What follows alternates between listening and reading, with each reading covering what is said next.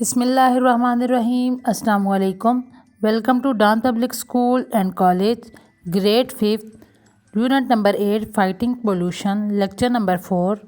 पिछले लेक्चर में हमारा टॉपिक था ways to reduce the impact of non biodegradable material on the environment, कि ऐसे कौन से तरीक़ाकार हैं जिनके ज़रिए हम नॉन बायोडिग्रेडेबल मटेरियल का जो इफ़ेक्ट है एनवायरनमेंट पे उसको हम कम कर सकें, रिड्यूस कर सकें। उसके दो तरीक़ाकार थे, एक था बाय इंसिनरेशन और सेकंड है बाय 4R स्ट्रेटजी।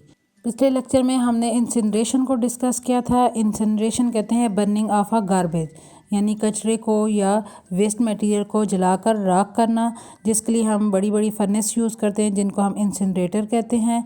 और इस मेथड का फ़ायदा क्या है कि ये वेस्ट के साइज़ को रिड्यूस करता है। लेकिन इसके साथ साथ हमने कुछ इसके हार्मफुल इफ़ेक्ट्स भी पढ़े थे कि ये जो स्मोक से अल्टीमेटली टॉक्सिक केमिकल्स रिलीज़ होते हैं वो एयर में शामिल होके, वाटर में शामिल होके हमारे लिए नुकसान का बायस हैं। तो इसके लिए हमारे पास एक सोल्यूशन भी था, जो कि क्या था कि हमें स्मोक स्क्रबर यूज़ करना चाहिए। वो डिवाइस, वो लिक्विड यूज़ करें जो कि स्मोक से हार्मफुल केमिकल्स को मिटा दे, रिमूव कर दे और स्मोक जो है वो टॉक्सिक फ्री होके एयर में जाए। आज हम जिस वे को डिस्कस करेंगे वो है बाय 4R स्ट्रेटजी। ये बहुत ही इफ़ेक्टिव मेथड है जिसके ज़रिए हम एनवायरनमेंट पे जो नॉन बायोडिग्रेडेबल मटेरियल का जो इम्पैक्ट है, जो इफ़ेक्ट है, उसके अगेंस्ट हम फाइट कर सकते हैं, वेस्ट मटेरियल को मैनेज कर सकते हैं। और 4R हम इसको किस लिए कहते हैं कि ये जो 4 वर्ड्स हैं वो R से स्टार्ट होते हैं, इसलिए हम इसको 4R का नाम देते हैं। फर्स्ट वर्ड है reduce, reuse, recycle and rod. सबसे पहला स्टेप है हमारे पास रिड्यूस, जिसको हम पहले डिस्कस करेंगे। रिड्यूस कहते हैं कम करना। The first target is reduce the amount of waste we generate, कि हमारा पहला टारगेट ये होना चाहिए कि हम जो वेस्ट मटेरियल है वो जनरेट ही ना करें। If we use less material we can reduce the amount of waste material, या अगर वेस्ट मटेरियल प्रोड्यूस होता है, जनरेट होता है, तो हमें उन मटेरियल्स का इस्तेमाल कम कर देना चाहिए जिनकी वजह से वेस्ट प्रोड्यूस होता है। Some ways to reduce waste include, कुछ ऐसे तरीक़ाकार हैं जिनके ज़रिए हम वेस्ट मटेरियल को कम कर सकते हैं। Buying products with minimal packaging, कि हमें ऐसी अशिया ख़रीदनी चाहिए जो कि मिनिमल पैकेजिंग में हो।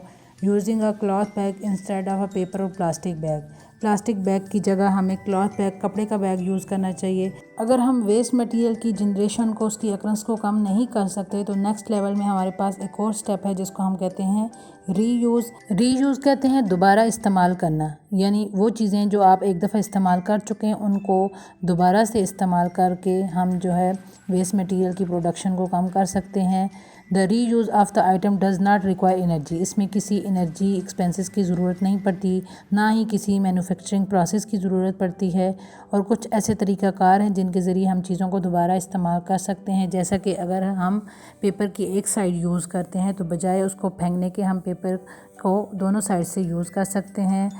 प्लास्टिक बैग और प्लास्टिक की जो चीज़ें हैं जो हम एक दफ़ा यूज़ कर चुके हैं तो उनको हम फ्यूचर में भी अपने इस्तेमाल में ला सकते हैं। इसके अलावा जो अनवांटेड चीज़ें हैं, क्लॉथ्स, बैग्स एंड टॉयज़, उनको हम डोनेट भी कर सकते हैं। थर्ड स्टेप हमारे पास इसमें आ जाता है recycle.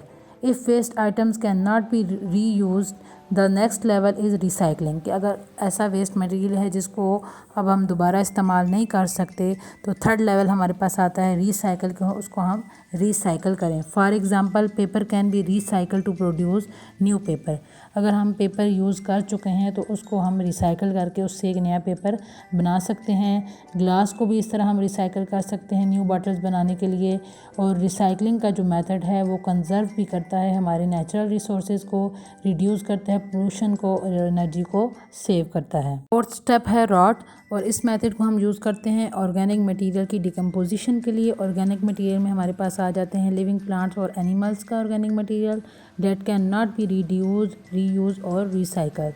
So this material can be decomposed or rot. तो ये मटेरियल जो है वो इसको हम डिकम्पोज करते हैं, गलाते सड़ाते हैं ताकि हम कंपोस्ट प्रोड्यूस कर सकें। कंपोस्ट क्या है, जिसको हम उर्दू में खाद कहते हैं, और इसको हम डिफ़ाइन कैसे करेंगे। A rich soil material that increases soil productiveness and helps plant grow, कि वो मटेरियल है जो कि प्लांट की प्रोडक्टिवनेस में हेल्प करता है और उस प्लांट की ग्रोथ में हेल्प करता है। और इसको हम ऐसे भी डिफाइन कर सकते हैं, a mixture of various decaying organic substances. बहुत से ऑर्गेनिक सब्सटेंसेस का जो डिके मटेरियल है उनके मिक्सचर को हम कहते हैं एज डेड लीव्स और manure use for the fertilising the soil. तो ये 4 स्टेप थे जो कि हम यूज़ करके हम नॉन बायोडिग्रेडेबल मटेरियल के इम्पैक्ट को कम कर सकते हैं, उनके अगेंस्ट फाइट कर सकते हैं, जो कि थे reduce, reuse, recycle and rot. मुझे उम्मीद है आज के लेक्चर की आपको अच्छे से समझ आ गई होगी। होमवर्क आपको PDF की फॉर्म में भेज दिया जाएगा। Thank you so much. अल्लाह हाफिज़।